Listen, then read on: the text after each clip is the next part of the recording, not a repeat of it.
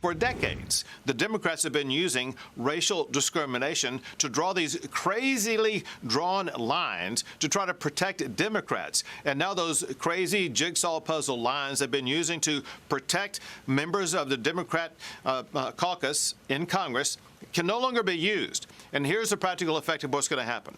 Because we are going to eliminate using race to draw these congressional lines, it means that, especially in these southern states, we are going to add maybe a dozen more Republicans to the United States Congress. Texas is going to add 5 Republican seats. Florida's going to add 4 Republican seats. There'll be many more in other southern states. And we will finally make those districts look a whole lot more compact. It's time for the Democrats to stop being such hypocrites and finally have everybody across the country to stop using race as a reason to draw congressional lines.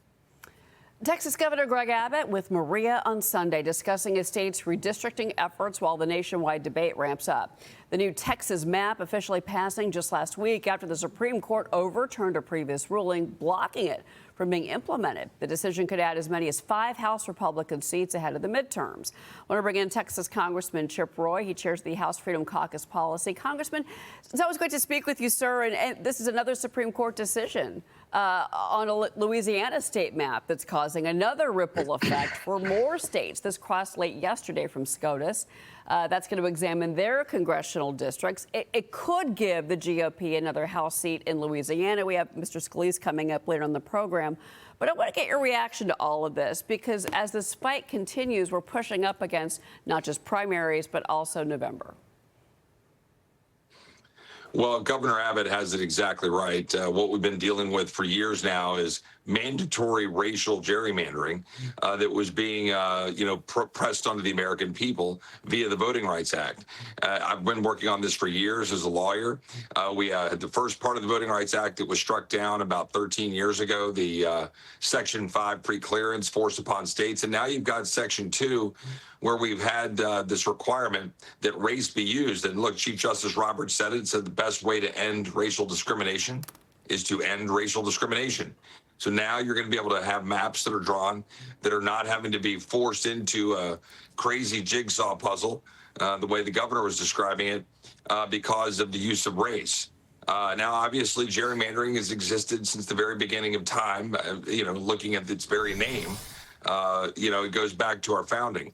And so the maps are always going to be a little bit crazy because there's political powers. But for my Democrat colleagues that are squealing about Texas going to roughly a 30-8 mix or 28-10 mix, look at California. Out of all of its districts, I think there are currently, about 8 or 9 Republicans, and it's going down to 4 or 5. Look at all of New England. Literally all of New England, there's not a single Republican district. So the fact is that Texas is just, adjusting itself to play the game Democrats have been playing. And it's all political, right? That's political gerrymandering. We can debate that, but it shouldn't be done by race. The Supreme Court got it right. And frankly, Clarence Thomas was the most right, as usual, when he said that, it's Section 2, it shouldn't have anything to do with redistricting at all. So the Supreme Court got it right. Texas will get its maps right now. I want to ask you about this, because I mentioned November in the midterms, and this is all connected, because Karl Rove had an opinion piece in the Journal. He said to save the midterms, Republicans need to go on the offensive. And he said if Republicans fight the midterm on the defensive, they will suffer potentially sweeping defeats. They've got to stay on offense and create or save as many seats as possible. Is that a conversation that's happening within the caucus? Yeah, for sure. I mean, I think Republicans understand that right now. I mean, look, if the elections were held today, we have concerns about what that would look like. But the maps are one piece of that puzzle, and we're working on it nationwide to try to get those aligned so that red states are actually doing what they need to do to push back, because blue states have been gerrymandering for years in a way that's, I think shifted the balance of power incorrectly. But on the policy side, we need to go on offense. But we also have to remember what we've already accomplished. Working alongside President Trump, securing the border, stopping the flow, reasserting our military so that now enlistments and recruiting as high as they've ever been, resetting the stage globally and reasserting ourselves in the Western Hemisphere in terms of the actions in Venezuela, the tax cuts and the big, beautiful bill.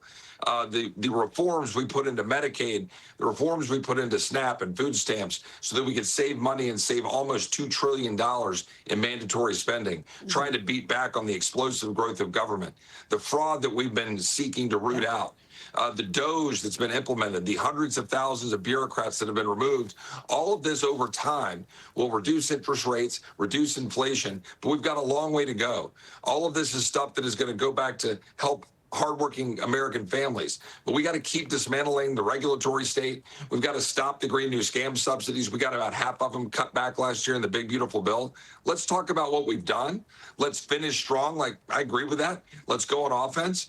Let's do some things over the next 5 or 6 months to help American families. If we do another reconciliation package, let's make health care affordable with strong health savings accounts so that people can afford health care instead of insurance companies making all the money. There's a lot of things we can do if we just finish strong. And you've been very vocal, and you've been pushing the issue of visa fraud, which I definitely want to get to you with. But I want to bring in my colleague, Liz Peek. She's got a question for you. Liz, go ahead. Yeah, good morning. I'm Yes, really ma'am. glad that you mentioned a reconciliation bill, because it seems to me that the Republican Party did not do a good job of selling the American public on the big, beautiful bill. What can we do in the reconciliation bill to kind of amend that? What are we going to offer people in the next few months prior to November that'll really get their attention? Yeah, I love that question, because I think we did a lot of good things in the first bill that we haven't necessarily marketed as well as we should. So I think we should build off of that, resell to the American people some of the things we did. But let's go straight to the heart of the hardworking American family that is still struggling at home. And what are they struggling with?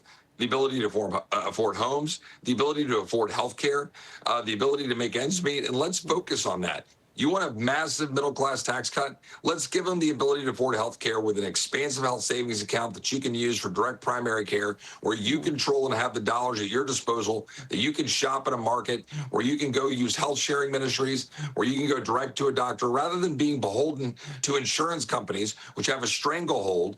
Let's be very clear on the back of Obamacare, which we should never have implemented the way we did. But let's open up the markets. Let's free it up for the American people. You want a boon to the economy? Let's actually fix healthcare, which is the anchor and the anvil around the neck of the American economy.